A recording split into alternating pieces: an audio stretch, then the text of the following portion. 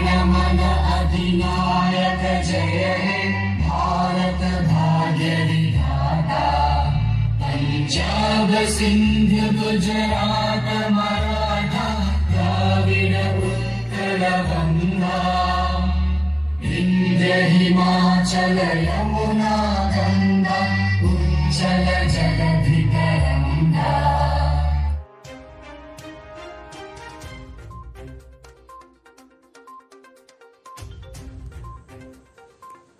अल India Bodofa UN Brahma जोलुराव चिरांदुवार FCआ देरहासार। साबसिन गेलेगिरि आकिम आबिवे। उदालगुरि जिल्ला एबसु आरो उदालगुरि गेलेमु आफादनि जथायै बानजायनायाव उदालगुरिनि नलबारि गेलेग्रा फोथाराव थांनाय 25 अक्ट'बरनिफ्राय सोलिनाय 28थि all India Bodofa UN Brahma world cup football टुर्नामेन्टनि दिनै जोबथा गेलेनायाव चिरांदुवार FCआ देरहासार जायो। बे टुर्नामेन्टखौ नलबारि गेलेग्रा फोथाराव BTCनि लेङाइ खुंगिरि थामहिनबा बानजाय आफादनि आफादगिरि गबिन्द चन्द्र बसुमतारिया बेखेवनानै होयो। बे टुर्नामेन्टआव चिरांदुवार FCआ गुवाहाटी AHEB हानजाखौ 1 गलाव फेजेनना 28थि UN ब्रह्म वर्ल्ड कापनि चेम्पियन जायो।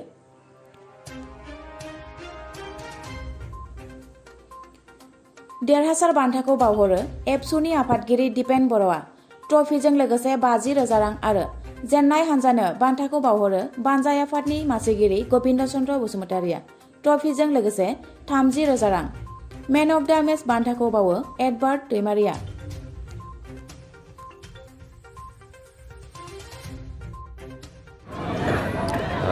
दिनै 28थि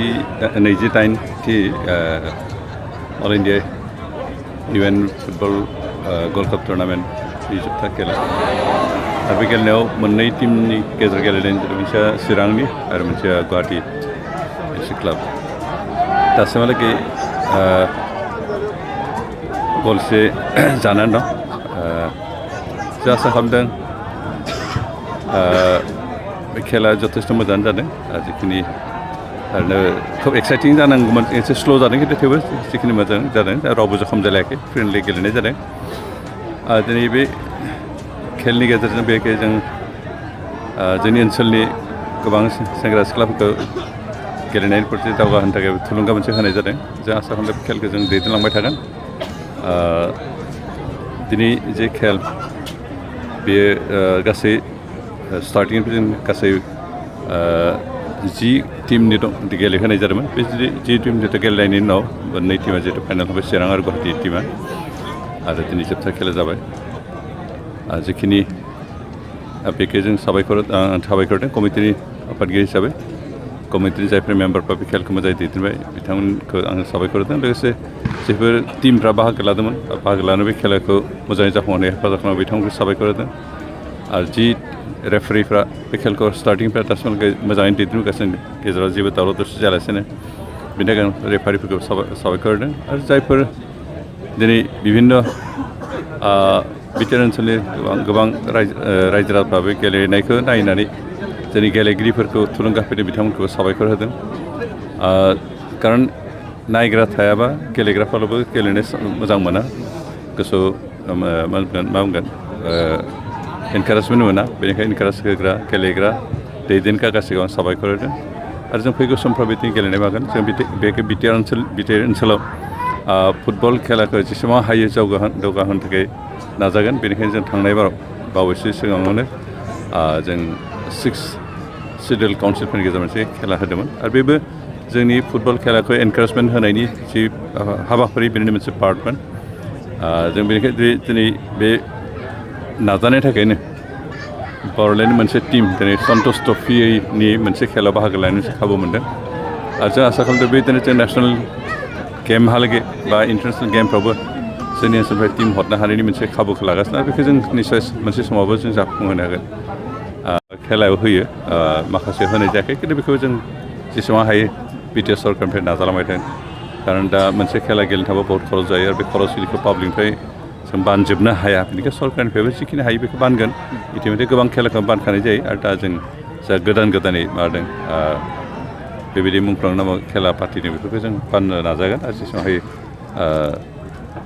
रायजोफोरनि कन्ट्रिबिउसन लोगोसे सरकारनि कन्ट्रिबिउसन बे जयेन्टलि जों खेलाफोरखौ मावफुंलांनो नाजागोन खारन रायजोफोरल'बो असुबिदा जायो सरकारनोबो सोनाजोबब्लाबो बेबो दिगदार जायो बेनिखायनो कन्ट्रिबिउसना थांगोन रायजोफ्राबो खारन होमबासो जोंनि होननाय फिलिंआ फैगोन नङाबा खालि सरकारनोल' लामा नायनो सरकारनि थाखाजोंनो खुङोब्ला बे गेलेनायनि प्रति मुंख्लंफोरखौ सनमान होनायनि जिथु बिबान बेखौ रायजोफ्रा बुजिनो नङा बेनिखायनो जाहाथे सरकाराबो आरो रायजोआबो बिबान होनानै खामानि मावफुंनो हायो बेनिखायनो जों गासैबो खेलाखौ बेखौ मुंख्लंफोरनि नामाव होनाय खेलाफोरखौ जाहाथे जयेन्टलि जों खालामनो हायो सरकार आरो रायजो राजा बेखिनिखौ जों कन्टिनिउ खालामलांनो नाजागोन बेखौ जायफोर टिम गेलेदों बिथांमोनखौ जों थुलुंगा दा गलसे मोनसे टिमा आगबारिना दङबाबो मासाव मा जागोन बुंस'नो हाया खिन्थु जों आसा खालामदों खेला मोजां जाथों आरो मोजाङै जोबलांगोन आरो जों जेसेबां हायो बे खेलखौ मोजाङैनो दैदेनलांबाय थानो नाजागोन फैगौ समफ्रावबो दा जोंहा स्टेडियामा खामानि सोलिबाय थानाय स्टेडियामाव जों गेलेहोनो हायाखै एबार जों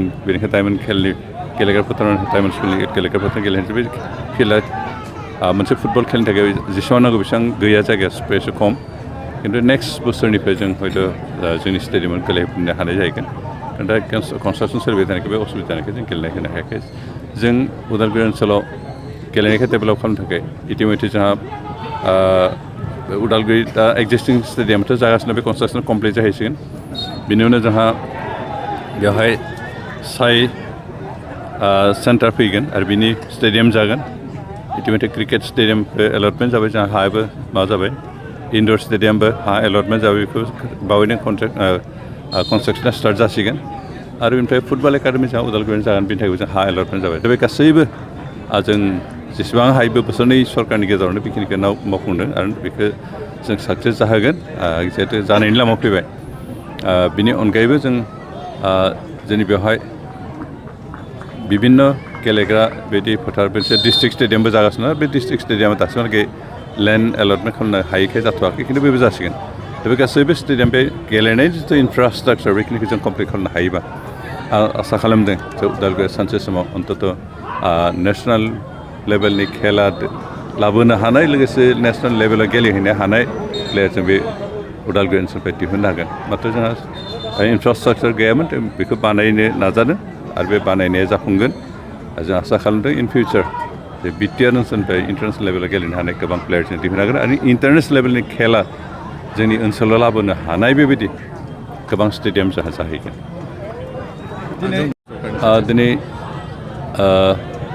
जा 2006नि जि एक्ट बे एक्ट मथे बे फरेस्ट वाइल्डलाइफ एक्ट बे मथे जोंहा माबानायनि बांगोन फरेस्ट ओनसोलाव थानाय हानि बिबान दंमोन बेखौ जों मावफुंबाय थादों फारियै खिन्थु एबार दिनै धेकियाजुलियाव 303 सुबुंनो हानि पाट्टा होनाय जादों आरो बाखि गोबां दंबावो प्राय 10,000 हा पाट्टा मोननो गोनां दङ जों बिथांमोनखौ फारियैनो होलांबाय थागोन दिनै अफिसियेलि मोनसे डिक्लेयार खालामबाय आरो उनावहाय जों बेखौ खालामलांबाय थागोन जों आसा खालामदों फरेस्ट ओनसोलाव थानाय रायजोफोर गासिबो हा मोनजोबो थेंक इउ